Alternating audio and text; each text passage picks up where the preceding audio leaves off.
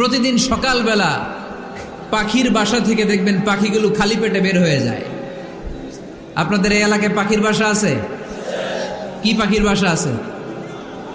হ্যাঁ, সব পাখি আছে।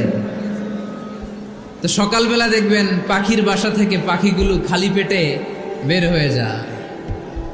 বিকেল বেলায় পাখিগুলোর ওদর পূর্তি করে পেট ভর্তি করে আবার পাখির নিড়ে ফিরিয়ে দেয় কে? কারণ পাখিগুলো তাওয়াক্কুল করেছে কার উপর?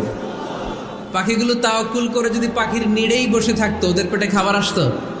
কথা বলেন। বিশ্বনবী এটাই বললেন, তাকদু খিমাসান ওয়া তারুহু বিতানান।